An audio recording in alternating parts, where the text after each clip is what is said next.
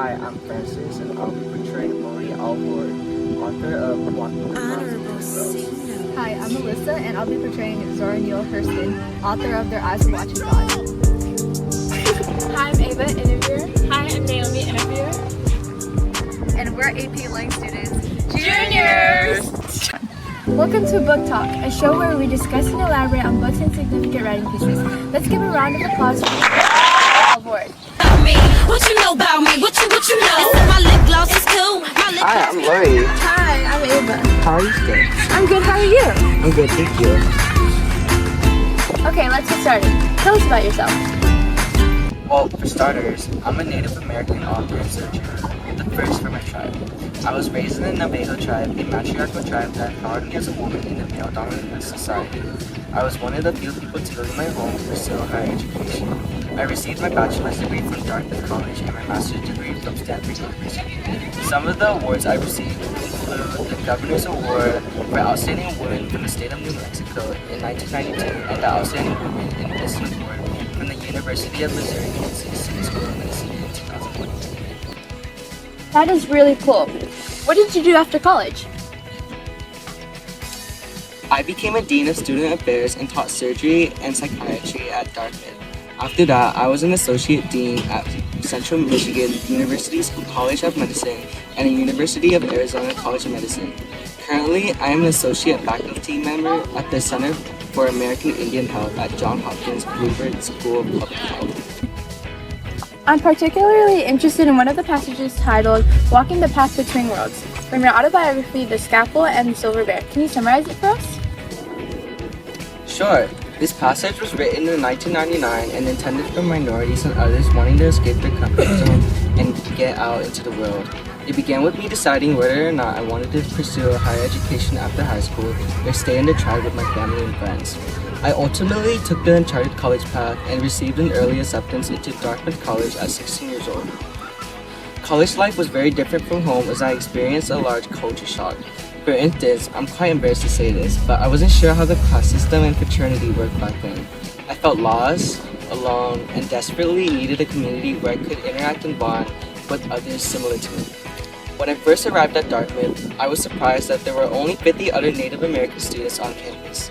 We were all disconnected and rarely interacted with one another until one day, we decided to establish a Native American community within the school due to the flaws of the student body. Our community consisted of numerous tribes from various places and we did almost everything together. I guess you could say everything worked out in the end. How does this passage illustrate the roles of identity, culture, and language in our lives? As a Navajo woman, I've always felt torn between my indigenous heritage and the Western culture around me.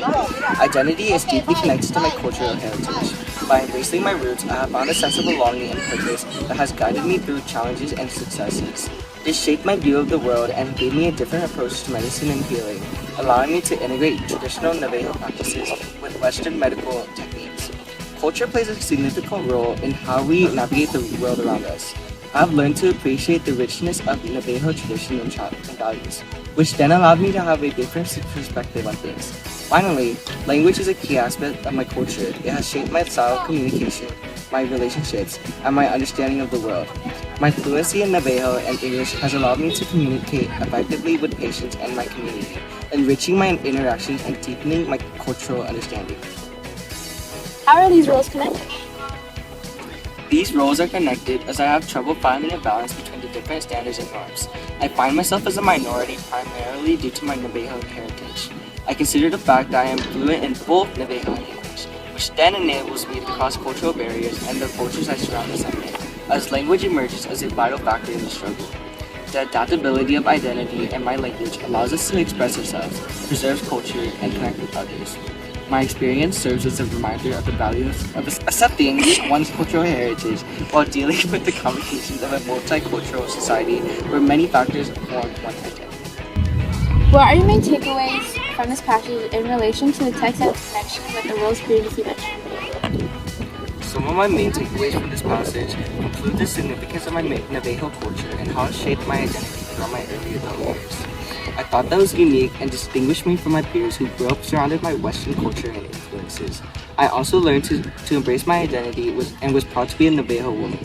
My story proves that anyone can go to college, anyone can go beyond their comfort zone, and anyone can be successful in today's society, regardless of their conflicting cultures and traditions. Additionally, my Navajo tongue and fluency in English are what make me the person I am today. You see, language is a very important aspect of my identity and culture, and it is what keeps cultural traditions and morals alive. It also fosters a sense of belonging and community where everyone understands each other. Being fluent in both languages also allowed me to build more connections and relationships with others, in addition to forming deep interpretations of society and the world.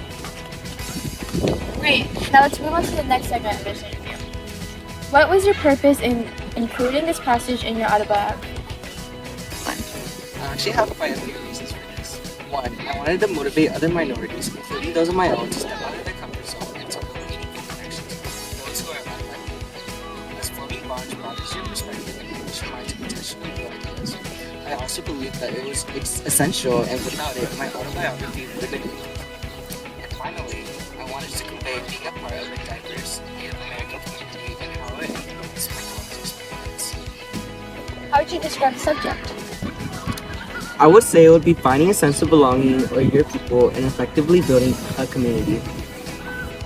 Last but not least, how would you describe the tone? I would say reflective and motivating as I'm describing my past after all. Interesting. Well, thank you for participating in this highly anticipated interview. However, we are not done yet. I have a little surprise for you.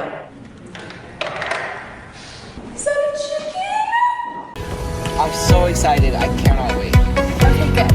But thank you so much for your time. Please welcome our other interviewer, Naomi. Please welcome our very special guest coming from Gainesville, Florida, Zorno Hurston. Please give her a big round of applause. So you stay alive. Thank you for having me here. I'm excited for this interview. So tell me a little bit about yourself. I'm an anthropologist and a documentary filmmaker, but my most famous and known profession is the author of the novel Their Eyes Are Watching God. Oh, that's interesting. Okay. I can imagine the process of writing this novel is complex. And so can you tell me about Their Eyes Are Watching God and why you wrote it? What inspired you? Certainly, this novel follows a young woman named Janie, who, like most girls, fantasizes about love and marriage. But that dream is suddenly taken away from her due to societal pressures. She has to learn how to navigate identity, self-worth, and confidence in order to break free from the chains of society. What inspired me to write this novel was to actively point out race disparities that still exist in our world today. So I noticed that you and Lori have endured very similar experiences as an author and woman of color. Can you dive deeper into how your book, Their Eyes Are Watching God, connects with similar themes in Albert's? Lori Albert is a very admirable woman. I agree that there are definitely similarities between both of our texts. For instance, Janie and Albert are both women of color, which almost guarantees that they will endure systematic oppression and discrimination due to the color of their skin. Both of these women are also very connected to nature and desire a sense of belonging within a community.